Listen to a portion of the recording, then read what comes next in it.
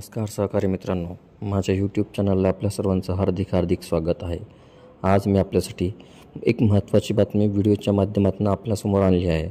बातमीला सविस्तर जाणून घेण्यासाठी त्यासाठी कृपया आपण सुरुवातीपासून शेवटपर्यंत संपूर्ण व्हिडिओ पाहावा आणि आपण या चॅनलवर नवीन असल्यास या अगोदर चॅनलला सबस्क्राईब केले नसल्यास चॅनलला निश्चितच सबस्क्राईब करा आणि बेल आयकॉनला प्रेस करून ऑल नोटिफिकेशन्स ऑन करा। त्यामुळे आपल्याला व्हिडिओचे सर्व नोटिफिकेशन्स हे वेळेवर मिळत राहतील।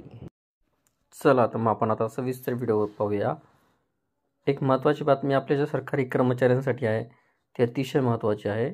शालार्थ प्रणालीमध्ये कर्मचाऱ्यांच्या 7व्या वेतन आयोग फरकाचा रक्कम म्हणजे पहिला हप्ता, दुसरा हप्ता, तिसरा हप्ता अदा करण्याचे तसेच वैद्यकीय देयके अदा करण्यासंदर्भात राज्य शासनाचे शिक्षण संचालक प्राथमिक महाराष्ट्र राज्य पुणे यांच्यामार्फत एक महत्त्वपूर्ण शासन परिपत्रक त्यांनी निर्गमित केलेले आहे। त्या पत्राचा असं म्हटलं आहे की लेखाशीर्ष 22020182/36, 22020048/36 व 22023708/36 अंतर्गत शालार्थ प्रणालीमध्ये राज्यातील जिल्हा परिषद अंतर्गत कार्यरत शिक्षक शिक्षकेतर कर्मचाऱ्यांच्या 7व्या वेतन आयोगाचा पहिला, दुसरा, तिसरा हप्ता अदा करण्याकरता त्याचबरोबर वैद्यकीय देयके अदा करण्यासाठी माहे डिसेंबर 2023, जानेवारी 24 व माहे 2024 या महिन्याकरिता टॅब उपलब्ध करून देण्याची विनंती करण्यात आलेली होती।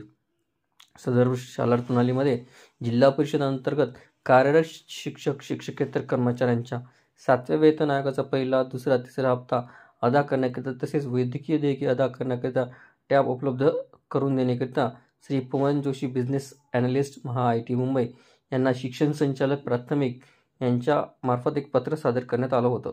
सदर परिपत्रकांमुळे राज्यातील जिल्हा परिषद अंतर्गत कार्यरत शिक्षक कर्मचाऱ्यांना 7व्या वेतन आयोगाचा पहिला, दुसरा, तिसरा हप्ता मिळण्याचा मार्ग हा मोकळा झालेला असल्यामुळे आणि तसेच शालार्थ प्रणालीमध्ये टॅब ॲक्टिव्ह झाल्यामुळे त्याचा फायदा सर्व कर्मचाऱ्यांना होणार आहे। या संदर्भात राज्य शासनाच्या प्राथमिक शिक्षण संचालनालय महाराष्ट्र राज्य यांच्यामार्फत निर्गमित करण्यात आलेला सविस्तर पत्रक आपण हे पुढीलप्रमाणे पाहू शकता। त्याची प्रत ही सोबत जोडण्यात येत आहे। आपण जर शासकीय, निमशासकीय व शिक्षक शिक्षकेतर व पेन्शनधारक असाल तर आमच्या फेसबुक पेजला लाईक करा, व्हॉट्सअप चॅनलला फॉलो करा। धन्यवाद।